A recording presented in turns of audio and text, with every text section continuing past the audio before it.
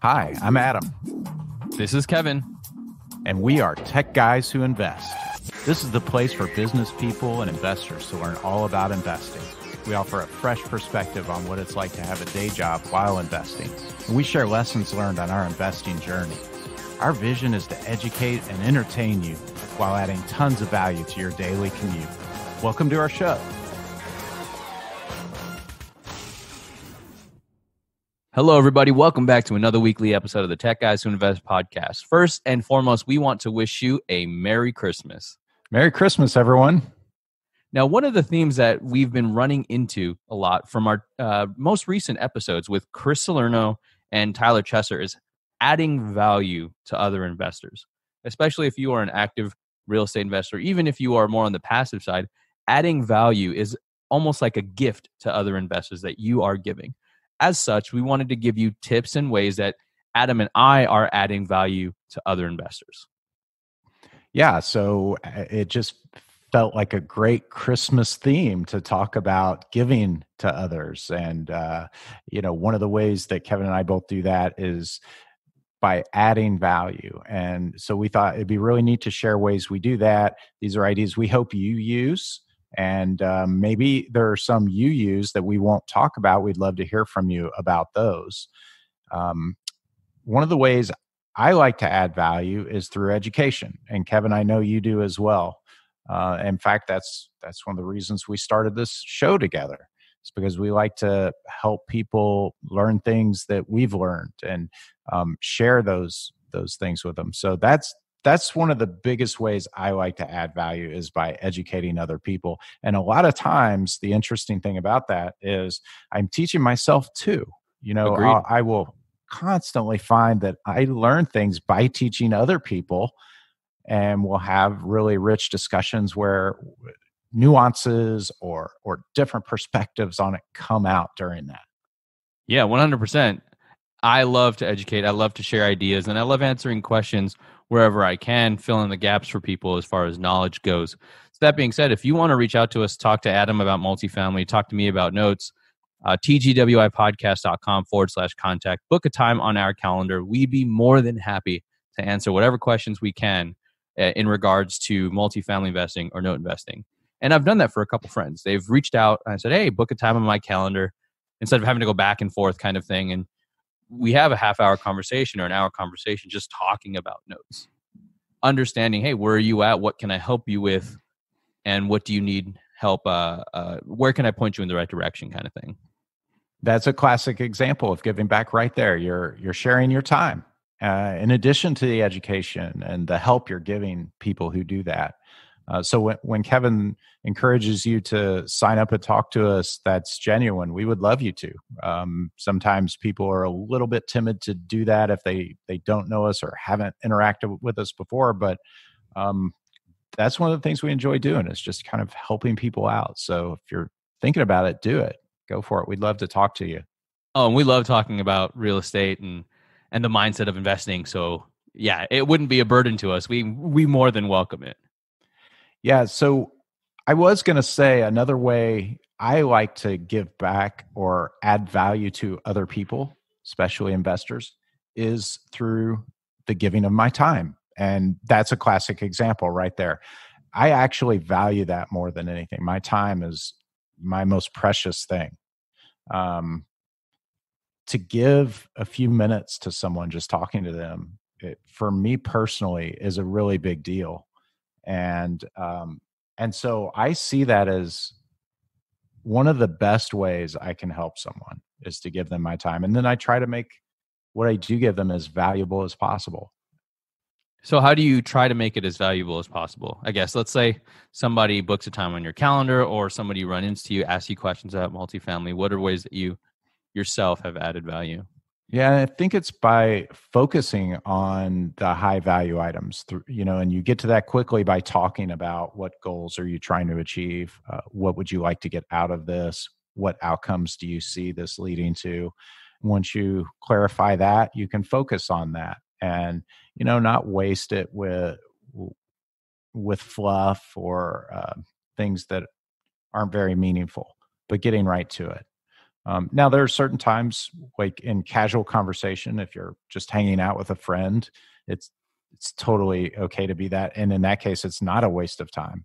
But if someone wants to have a conversation and they're trying to get a question answered or they need help with something, it's one of the things I like to do to try to get that to them and really serve them, help them get what they need. Yeah.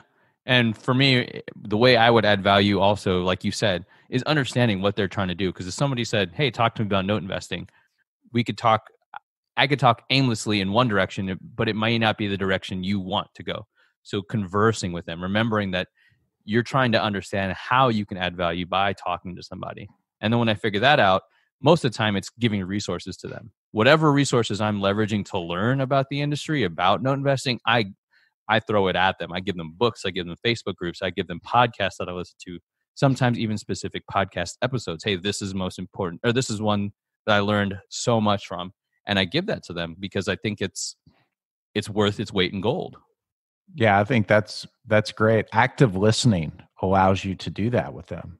Listening for what they really need and hearing what they're asking for, not just waiting to tell them what you think they need, right? So absolutely, that's really helpful to them. Another thing you just mentioned there that I also think is a great way anyone could give value to another person is by directing them to resources, giving them credible resources that help them find answers they're looking for. Podcasts, articles, blogs, links, news sources that are credible. So that's another great way to give value to other people. Yeah, I agree.